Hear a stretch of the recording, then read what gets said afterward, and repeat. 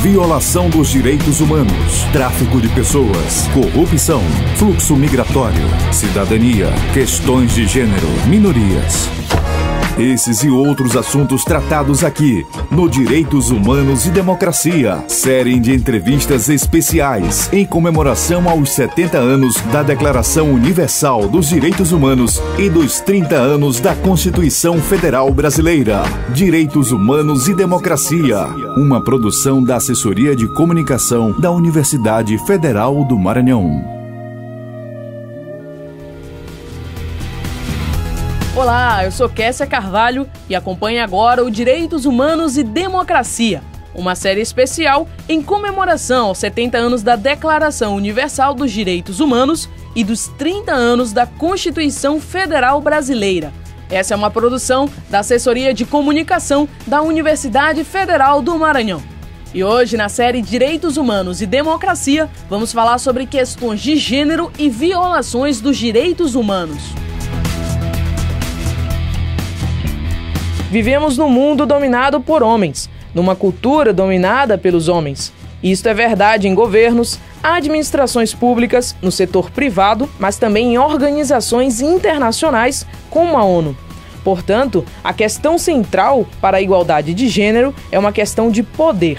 E é por isso que o empoderamento das mulheres é o nosso objetivo mais importante. Essa foi a mensagem do secretário-geral das Nações Unidas, Antônio Guterres, em comemoração ao Dia Internacional da Mulher, no dia 8 de março deste ano. Para falar sobre o assunto, recebemos no Direitos Humanos e Democracia a professora do Departamento de Saúde Pública da UFMA e do Programa de Pós-Graduação de Direito e Instituições do Sistema de Justiça, doutora Artenira da Silva e Silva, que atua em áreas de saúde mental, violência doméstica, violência de gênero e bioética. Professora, seja bem-vinda mais uma vez. Eu agradeço o convite novamente e é sempre um prazer muito grande poder estar mostrando os resultados dos nossos trabalhos, né, para os nossos sistemas de comunicação, porque o que acontece e o que é feito, é elaborado pelos pesquisadores da Universidade Federal do Maranhão precisa de fato extrapolar os muros da universidade e é através do trabalho de vocês que a gente consegue, né, sair do laboratório. Professora, para começar, o que significa, a senhora poderia dizer sobre o significado do termo gênero? Qual a dimensão desse termo do gênero na vida de muitas mulheres e meninas Brasil afora? É uma questão interessante porque o gênero feminino está associado a tudo o que configura a estruturação, né, psicoemocional e também sexual de uma menina ou de uma mulher, né? Como é que nós nos construímos e nos percebemos enquanto mulheres?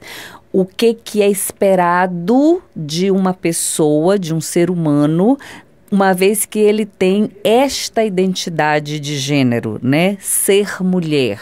O que a família, os amigos e eu espero de mim mesma e introjetei e enraizei ao longo da minha vida em relação a esta condição. A gente sabe que igualdade de gênero e empoderamento são dois termos estritamente ligados, por exemplo, à luta das mulheres.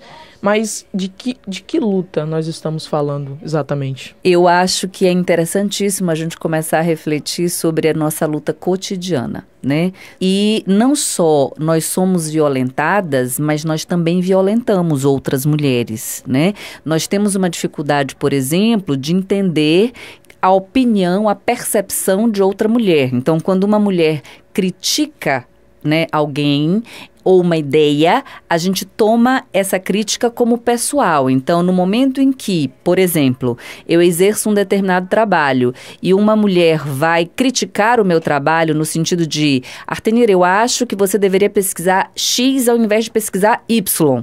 E eu entendo que ela está fazendo uma crítica à pessoa da Artenira, né? E aí eu revido ferozmente em cima dela, eu começo a não exercer a possibilidade democrática de um diálogo amadurecido. Então, quando eu tento calar uma mulher, né? Essa é uma das violências mais comuns, né? Você silenciar uma mulher, ela não poder opinar, ela não poder dizer o que ela pensa em relação ao que quer que seja, é de uma violência atroz. E mulheres são caladas em reuniões, mulheres são caladas socialmente, mulheres são caladas num relacionamento, quando você e o seu namorado, né, numa discussão, ele começa a concordar com tudo que você está dizendo. Não, tudo bem, não, tá bom, não concordo, para encerrar o assunto e impedir que você efetivamente fale, e daí por diante. Então, quando você impede a possibilidade dessa pessoa se expressar livremente, isso é o básico, você impede várias outras coisas, né? Você a limita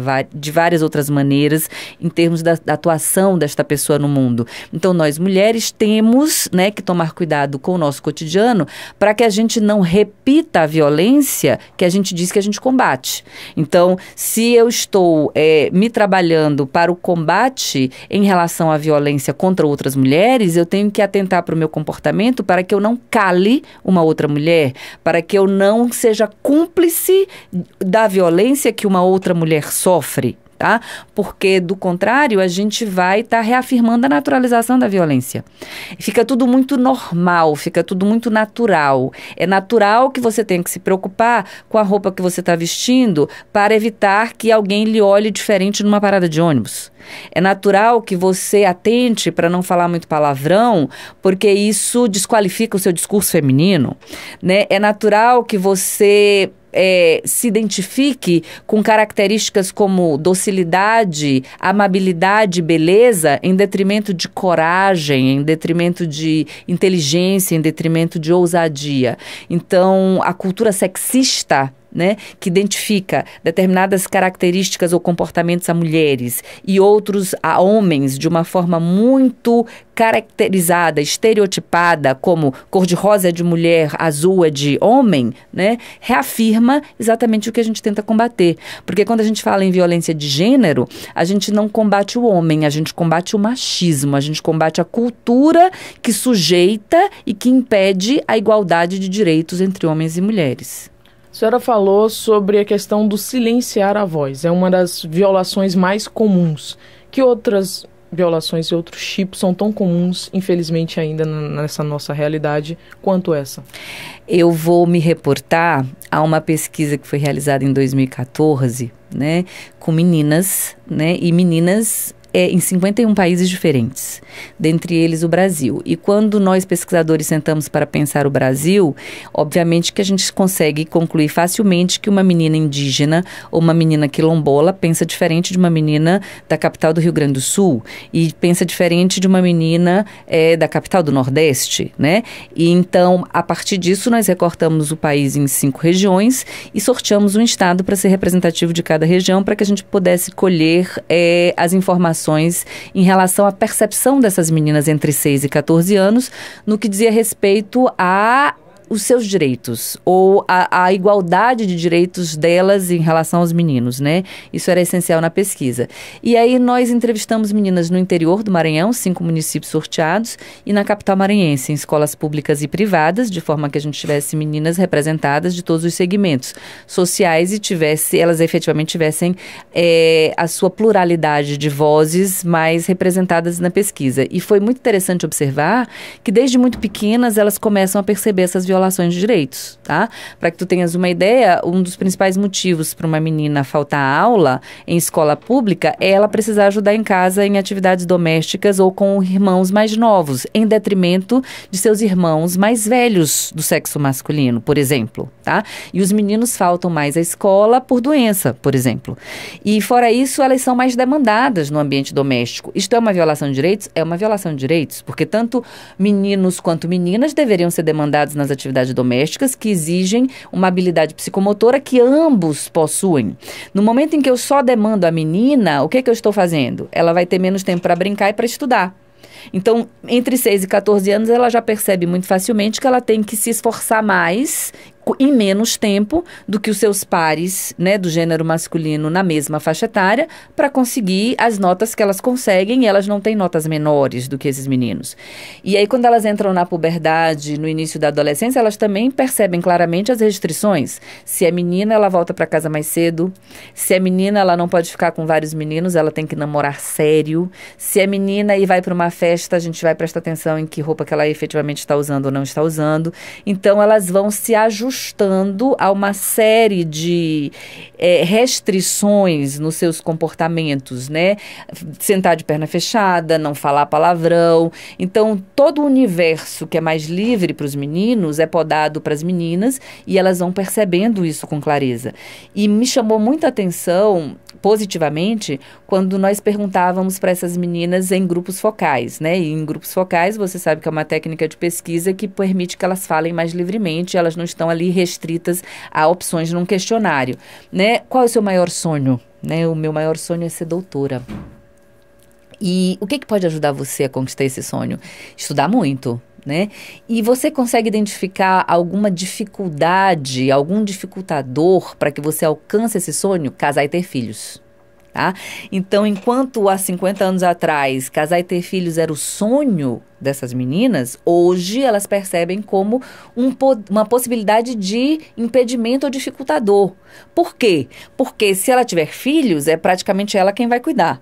Né? E se ela casar, ela pode ter alguém que vai regular esse comportamento dela, restringir a possibilidade que ela tem de alcance social e profissional. Então, ela percebe, né, como que essas restrições e essas violações de direitos vão modelando ou restringindo as possibilidades de atuação em vários papéis sociais dessa mulher. E a gente continua com a série Cidadania e Democracia, recebendo hoje a professora doutora Artenira da Silva e Silva, que atua em áreas de saúde mental, violência doméstica e violência de gênero e bioética. Em 2010, foi criada a ONU Mulheres, que tem como objetivo unir, fortalecer e ampliar os esforços mundiais em defesa dos direitos humanos das mulheres, seguindo a Convenção Interamericana dos Estados-membros da ONU, que determina tal violência como violação e manifestação das relações de poder historicamente desiguais entre homens e mulheres. Professora, como a senhora analisa essa relação desigual entre homens e mulheres? Essa relação é desigual em todos os âmbitos, né? E ela, às vezes, é reafirmada por homens, mas ela pode ser reafirmada por mulheres. Tá? Então, o fato de você, por exemplo, né, considerar que, em princípio, uma mulher vai ter um posicionamento menos machista que um homem, isso pode não ser efetivamente verdadeiro, porque nós sofremos o efeito do machismo, nós não só visualizamos o efeito do machismo. O homem, ele visualiza, ele percebe no outro que é a mulher. Nós não, nós sofremos os efeitos dele diariamente. Então, por exemplo, uma das consequências de nós sofrermos esse efeito é que nós julgamos mais severamente, mais cruelmente outras mulheres do que homens o fazem. Tá? Então, isso, por exemplo, é algo que a gente tem que atentar. Por que a gente, quando fala, né, na superação dessa desigualdade, fala no termo sororidade, que significa uma mulher apoia a outra? Uma mulher ressalta as qualidades da outra. Uma mulher reafirma o que a outra tem de bom e não o contrário. Por que isso é algo que precisa ser difundido e divulgado? Porque a gente ainda não faz isso. Tá? Num júri, por exemplo, de feminicídio, né, quando você tem uma predominância de mulheres entre os jurados, existe uma tendência a você julgar muito mais o caráter da vítima do que o crime em si. E isso se repete em outros âmbitos. Tá? Então, quando você está num ambiente fechado, lotado, e entra uma mulher que, teoricamente, ela é mais liberta do que ela se permite andar de cabelo azul e top, uma micro saia e um super salto alto, eu olho para ela de cima a baixo de uma forma mais crítica do que os homens que estiverem ao meu redor. Porque se eu me restringo, eu me limito e eu percebo na outra que ela é mais livre e liberta do que eu, a minha tendência é tentar restringi-la também. E não é a minha tendência consciente, deliberada, maquiavélica ou manipulatória. É a minha tendência instintiva, é a minha tendência de piloto automático do que eu introjetei e sedimentei como cultura machista. Então, isso é de máxima importância, né, de ser verificado e da gente se policiar no cotidiano. Então, como você bem colocou, eu pesquiso o tema, eu publico sobre o tema, eu estudo o tema, né, há anos. E eu me pego, em alguns momentos, repetindo alguns comportamentos que são reprováveis. Alguns meses atrás, a minha filha mais nova, né, estava em casa e eu estudando, chamo e digo assim, Lala, por favor, faça um café para a mamãe. E aí ela vira, senta, né, e diz assim, mãe, numa boa, eu vou fazer o café, mas essa tua solicitação é muito machista, tá? Porque estou eu e Renan em casa, e tu só pedes para que eu faça o café, nunca para que ele faça o café. Tu entendes que essa é minha atribuição porque eu sou menina, ou tu não achas que ele é suficientemente competente para fazer teu café porque ele é menino? Então, nessas horas, o meu sentimento nessa hora foi de máximo orgulho, né? Que foi assim, nossa, como ela está incorporando melhor do que eu estas questões. Minha filha, você tem 100% de razão. A partir de agora eu vou atentar para isso. Então a gente precisa perceber melhor que ao invés de apontar o dedo para o outro, a gente exerce o machismo nos nossos papéis sociais do dia a dia, como mãe, como pai, como filha, como amiga, né? E dentro da esfera profissional. E dentro da esfera profissional isso é muito delicado, porque a depender da profissão que eu exerço, então como eu estudo o sistema de justiça e o sistema de proteção, se um dos integrantes e operadores deste sistema de justiça ou desse sistema de proteção exercer na sua função específica profissional alguma característica machista ou no seu exercício funcional isso ficar materializado numa peça, eu estou, enquanto Estado, exercendo uma prática que o Brasil tem uma obrigação, pelas tratativas internacionais que assinou, de combater. Então, eu estou reafirmando o que eu deveria estar efetivamente coibindo e combatendo, conforme a Convenção de Belém do Pará e conforme a própria Lei Maria da Penha. E isso requer uma certa humildade de percepção do quanto que esse comportamento é absolutamente introjetado. Então, como nós estudamos o sistema de justiça, isso fica materializado em peças processuais, em pareceres do Ministério Público, em peças da Defensoria, em peças da Advocacia, em decisões, despachos e sentenças dos magistrados. Então, nós precisamos estar efetivamente atentos a essa questão. Professora, essa questão do poder, das relações de força, elas estão diretamente ligadas, por exemplo, à falta de oportunidades, ao menosprezo da capacidade intelectual. Elas têm a ver, por exemplo, com a classe social, com a questão intelectual, ou não? Não tem nada a ver? Eu acho que tem tudo a ver, né? E tem tudo a ver com outras questões mais amplas também. E quando a gente observa que nós não temos representatividade, né, de mulheres, quando as mulheres, efetivamente, elas não apresentam um desempenho menor que os dos homens em várias áreas, e a gente tem isso muito claro. Então, por exemplo, nós somos mais de 50% do eleitorado brasileiro, mas nós não elegemos ainda 10% de mulheres. Tá? Nos concursos públicos da magistratura, por exemplo, a gente tem uma aprovação maciça de mulheres, né? E no último grande evento nacional da magistratura, nós não tivemos nenhuma magistrada convidada para palestrar, efetivamente. Tá? Salvo as que já estavam exercendo algumas funções específicas no Supremo. Então, assim, dentre 20 palestrantes, eu não tenho 2, 3 magistradas competentes brasileiras que possam efetivamente representar a classe, né? E isso acontece em outros ambientes também. Se você pega as nossas turmas, né, na academia de diversos cursos, você vê que você tem uma representatividade significativa de mulheres ali, né? Mas quantas delas vão exercer cargos de poder? E uma vez que elas se tornem integrantes de uma determinada categoria, membro do Ministério Público, membro da magistratura, né, membro da Defensoria, quantas exercem poder dentro da sua instituição, estão nos cargos diretivos da sua instituição, né? E por que isso se dá dessa forma? Né? Porque a gente ainda faz uma associação de sujeição, subordinação e não expressividade desta mulher. Porque aí a gente junta isso com a brasilidade muito bem estudada pelo antropólogo brasileiro Roberto da Mata, né? A gente, enquanto brasileiros, entende que é o jeitinho a diplomacia, não falar claramente o que eu penso, não expor claramente um pensamento crítico, é sinal de jogo de cintura. E não sinal de omissão, ou sinal de covardia, ou sinal de cumplicidade. Quem pleiteia direitos, quem pleiteia que normas sejam cumpridas, quem pleiteia a meritocracia no país ainda é associado com é o cri-cri, é o chato, é o antipático, é o que arruma confusão, é o que não se conforma. Tá? A gente ainda associa traços negativos ao que deveria ser absolutamente positivo. E aí, quando essas mulheres ingressam nas suas diferentes instituições, elas exercerem esse papel mais crítico e de maior empoderamento, também faz com que muitas delas, ou os seus pares que as estão avaliando, a percebam de forma negativa ou masculinizada. Então, você vê que é uma avalanche de coisas, de comportamentos, de sentimentos, de pensamentos e de ideias introjetadas e sedimentadas, tanto a nível individual e coletivo, que reafirmam, né, o que está aí. Segundo pesquisa realizada pelo Datafolha, 42% das mulheres brasileiras dizem já terem sido assediadas sexualmente. O índice sobe para 45% entre as mulheres de 16 a 24 anos.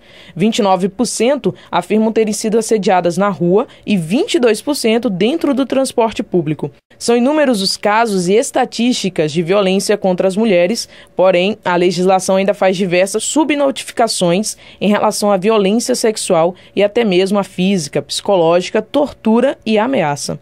Professora, qual tem sido o papel do Estado e do Judiciário na punição desses casos?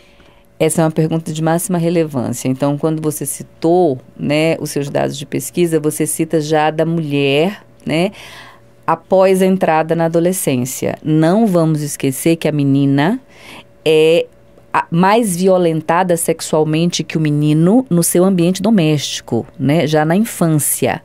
E o maior agressor é pai biológico e não necessariamente ele é pedófilo. Então, observe claramente que essa cultura de se entender o corpo da mulher como público, o corpo da mulher como algo, um objeto passível de ser violado, né, está presente desde a infância dela. Mas você fala de outros crimes. E um dado que é de máxima importância, um dado até da nossa Secretaria de Segurança, de que 64% das medidas protetivas de urgência, que são os instrumentos mais acionados pelas mulheres na hora de solicitarem proteção quando são doméstico ou familiarmente violentadas, 64% dessas demandas dizem respeito à violência psicológica. Tá? Então, é mais da metade da demanda. E quando a gente vai avaliar do ponto de vista da punição, quantas sentenças condenatórias eu tenho de violência psicológica e percebo que este indicador é mínimo e que é mínimo também o indicador do número de ações penais privadas que versam sobre esta violência psicológica e moral, o que é que eu estou percebendo aqui no sistema? Nós estamos punindo muito pouco ou quase nada o que está na base da pirâmide de violência, que é a violência psicológica e moral. E se eu permito que a violência psicológica e moral fique impune, ela pode ascender para outros tipos de violência, chegando ao ápice da pirâmide, que é o feminicídio, e essa é uma pirâmide que se retroalimenta. E eu também não posso dizer que o feminicídio é antecedido por violência sexual ou violência física. Ele pode ser antecedido pela violência psicológica, tá?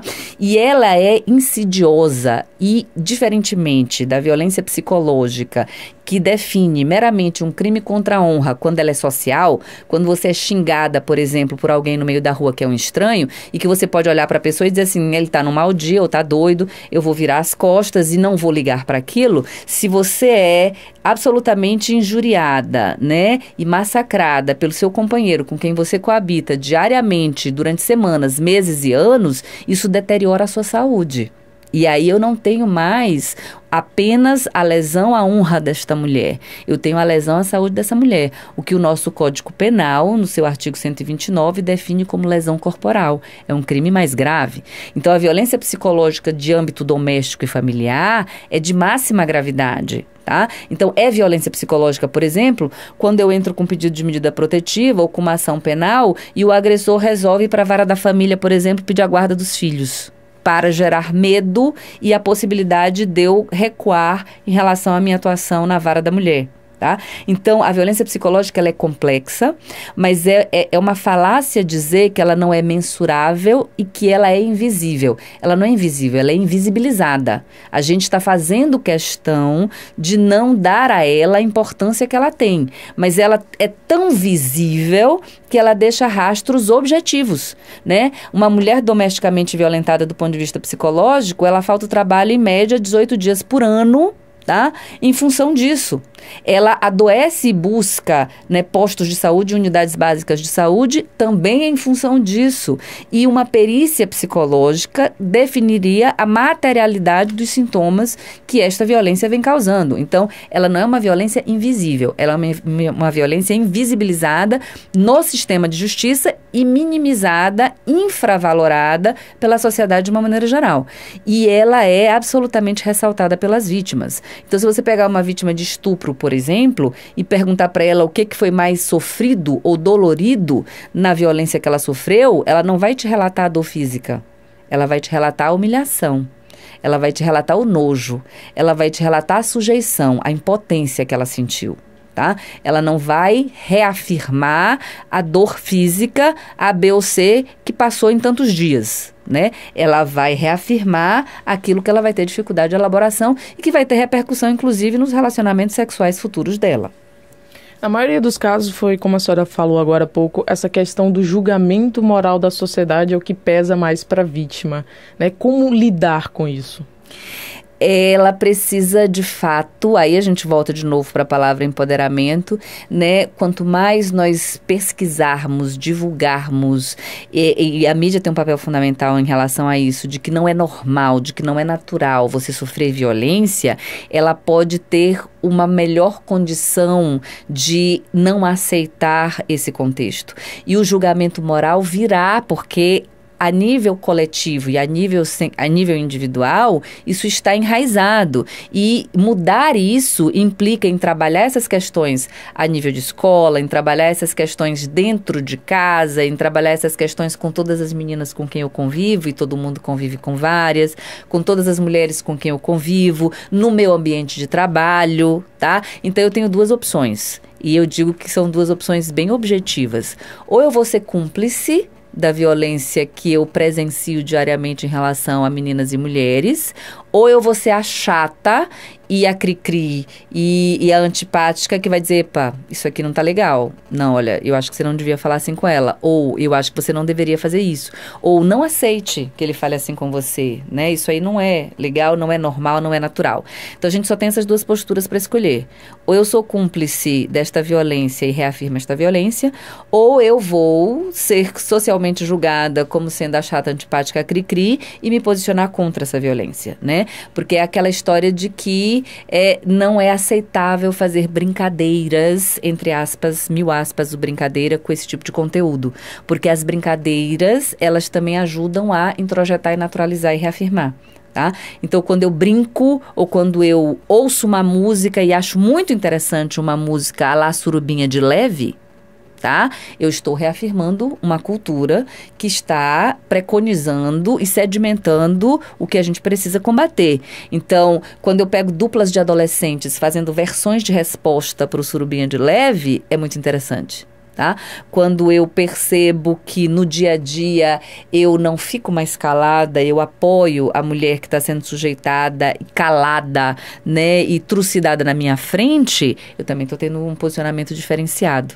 Tá? Então, a gente precisa acordar para optar por uma das duas vertentes. Ou eu sou cúmplice e eu me calo e eu reafirmo a naturalização, ou eu não sou cúmplice e eu me posiciono, e me posicionar criticamente define um julgamento social, sim, mas uma coisa ou outra. A neutralidade, ela não existe, né? E enquanto a gente se mantiver neutro, a gente está reafirmando essa cultura, e aí isso não muda. Tá? Então, a gente precisa avaliar essa mudança de padrão de comportamento em todas as estruturas de convivência nossa, porque todas as estruturas relacionais humanas são, como você bem disse, estruturas de exercício de poder. Professora, como os operadores do direito enxergam essas ações promovidas pelas ativistas que defendem os direitos das mulheres? Ou eles simplesmente não enxergam? Não tenho como te responder, porque a gente precisaria de um estudo específico que fizesse com que eles se posicionassem em relação ao que os movimentos sociais efetivamente preconizam. Você perguntou sobre a percepção deles. Mas se você perguntar em relação a como, né, a gente observa nas peças processuais que são materiais, né, são escritos destes operadores do direito, a condição da mulher, né, conforme ela é definida por movimentos feministas e conforme ela é concebida por ciências transversais ao direito, e eu digo transversais, né? Elas perpassam o direito. Sem elas, o direito não é aplicado efetivamente ou lido, né? Tendo uma leitura crítica a contento, especialmente quando eu falo de situações de máxima complexidade, como é a garantia de direitos fundamentais de grupos vulneráveis. Eu preciso de entender para além da norma, e para além da norma nacional. Eu preciso entender as tratativas internacionais que o país assinou, o que está na base dessas tratativas, para que eu possa atuar a contento. Então, se você pergunta por esta ótica, a gente avalia que a gente ainda tem uma quantidade expressiva de conteúdo machista e revitimizante em peças processuais das mais diversas instituições do sistema de justiça. E mesmo não indo para a profundidade da pesquisa qualitativa dessas peças, os números, né, a mera pesquisa quantitativa já é representativa. Então, por exemplo, quando a gente avalia quantas sentenças condenatórias nós temos em 10 anos de existência da nossa vara especializada, que percentual é esse em relação ao número de mulheres que acionaram o sistema? Né? Por que só, em média, 20% das medidas protetivas de urgência evoluem para uma ação penal que pode gerar uma condenação efetiva deste agressor? Um estudo muito interessante de uma das nossas alunas também está sendo pesquisar todas as prescrições que existem nas nossas varas especializadas, né? Isso significa o quê? Qual o número de processos onde não se chegou à condenação porque o crime prescreveu? E por que o crime prescreveu, né? Foi lentidão da magistratura, existem erros de secretaria, né? Eu levo tempo entre, né, o Ministério Público, por exemplo, no caso midiático, que é o caso Ludmilla, né, o Ministério Público oferece uma denúncia e a magistratura recebe essa denúncia depois de 1 ano e meio, tá? Para um crime que tem X tempo para prescrever. Um processo levar 1 ano, levar meses, né? Uma medida protetiva levar semanas, eventualmente, para ser deferida, isso significa exatamente o quê? Como é que esse sistema está funcionando em benefício de efetivamente considerar a violação de direitos humanos de uma mulher em sede doméstica ou familiar como um crime maior? Nós, de fato, a partir de todas essas peças processuais estudadas e dos números que a gente avalia, e da própria insatisfação das brasileiras e maranhenses em específico, porque a gente tem pesquisas nacionais, né, que ventilam essa questão da satisfação delas com o sistema, e nós temos pesquisas nossas do mestrado de Direito da UFMA em relação à percepção destas vítimas em relação ao atendimento que elas recebem no sistema de justiça. Se elas têm uma rejeição muito grande, né, a esmagadora maioria delas, então é um indicador de 70% a nível nacional, nacional e é um indicador próximo a nível de 85%, a nível local, de rejeição a esse atendimento, elas se sentem revitimizadas, elas se sentem frustradas, elas não aconselhariam uma outra mulher, por exemplo, a buscar o sistema de justiça, o que é que nós estamos fazendo de errado com ela? Não só em termos dos operadores do direito, mas em termos da própria proteção que o sistema deveria garantir. Tá? Qual é o percentual de mulheres de classe média alta, e o percentual é altíssimo, que opta por não vou me expor e não vou acionar o sistema? Né? E não vou acionar o sistema porque eu conheço o sistema ou porque eu não acredito no sistema. Então, existem várias pesquisas nacionais, né, que demonstram claramente, e o Poder Judiciário vem atentando para isso, o Conselho Nacional de Justiça vem atentando para isso, o Conselho Nacional de Justiça vem financiando pesquisas acadêmicas sérias para que se observe qual é o nível de rejeição e em que aspectos essa rejeição se dá, para que a gente entenda exatamente onde estão as falhas de funcionamento do sistema, para que a gente possa corrigi-las. Então, fazer de conta que está tudo bem, né, e só elogiar o sistema não faz com que o sistema efetivamente evolui. Então, o CNJ tem financiado as pesquisas, tem publicado os resultados das pesquisas nas suas próprias páginas, né, e isso é muito importante para que a gente possa visibilizar, né, o que tu estás perguntando.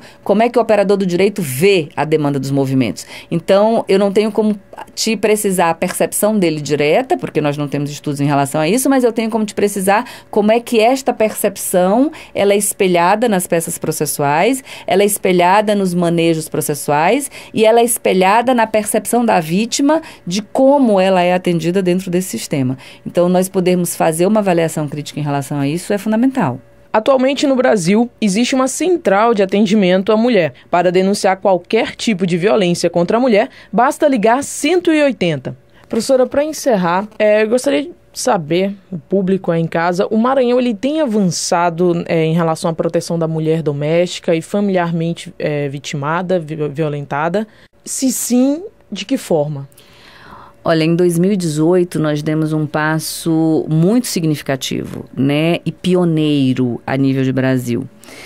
O Poder Executivo, né, o governador do Maranhão assinou um decreto que já foi publicado no dia 19 de março do ano em curso, determinando a criação de grupos de trabalho institucionais de todo o sistema de justiça e da rede de proteção à mulher, junto com as universidades, UFMA e UEMA, de modo que a gente discuta em cada um desses grupos de trabalho os dados acadêmicos levantados por estas universidades e se defina um procedimento para aquela instituição de curto, médio e longo prazo, de modo a tornar mais efetiva a aplicação da Lei Maria da Penha no Maranhão, de maneira a caracterizar a atuação de cada uma das instituições. Então, por exemplo, nós vamos ter um grupo de trabalho da Polícia Civil, um grupo de trabalho da Polícia Militar, um grupo de trabalho do Poder Judiciário, um grupo de trabalho da Defensoria, do Ministério Público.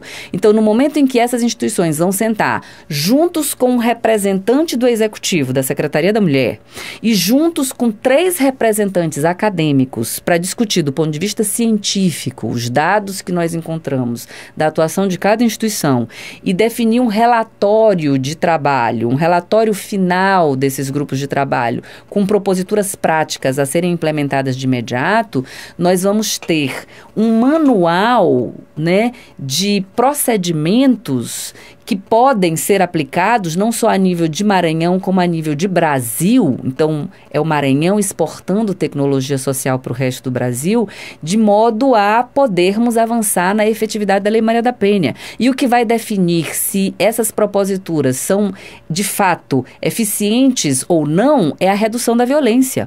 Então, a gente vai estar acertando no momento em que os números começarem a cair. No momento em que os números de violência e de feminicídios em específico começarem a cair, não a subir, nós vamos estar dando uma resposta, né, sólida para a sociedade. E além dos grupos de trabalho, também foi muito ousado a nível do decreto, e as universidades têm um papel central nisso, que é a determinação da qualificação acadêmica. É diferente de eventos de 1, 2 dias, que são eventos de mobilização, eventos de atualização, mas não definem uma qualificação acadêmica com todo esse conteúdo transdisciplinar que todos os operadores dos sistemas precisam ter. Então, quando o governador determina, né, que todo o sistema de proteção e de justiça seja qualificado com 2 módulos de 60 horas, então a gente está falando de uma qualificação acadêmica de 120 horas, com professores especializados, né, em relação a um conteúdo específico para todos os operadores do sistema, a gente vai estar tentando uniformizar a linguagem. A gente vai estar tentando demonstrar que todos esses operadores do sistema, quer na saúde, quer no sistema de justiça, entendam a vulnerabilidade específica dessa vítima, que é muito complexa, porque ela está vinculada afetivamente ao seu agressor, e entendam, né, as tratativas internacionais que embasam a Lei Maria da Penha, e entendam onde o sistema está ainda falhando e onde a violência fica invisível e o que fazer a partir dos grupos de trabalho e trabalhar nas capacitações o que é específico de cada instituição. Então, no momento em que a gente tem isso, e isso é associado, né, a um atendimento integral da mulher maranhense violentada, ou seja, eu não vou atender mais só esta mulher, mas a nível de política pública estadual, eu vou atender ela, os seus filhos, 2 apoiadores domésticos, amigos ou parentes dela, e o próprio agressor, eu tenho uma possibilidade muito maior de ter um controle efetivo em relação a essa violência. Então, eu acho que o Maranhão, em 2018, vem com uma proposta pioneira e ousada, que vai ser implementada de forma integral até dezembro de 2018, para que a própria universidade possa, né, qualificar o sistema, mas, ao mesmo tempo, medir a eficiência disso. Porque, para a universidade, só importa avaliar como está o antes e como fica o depois.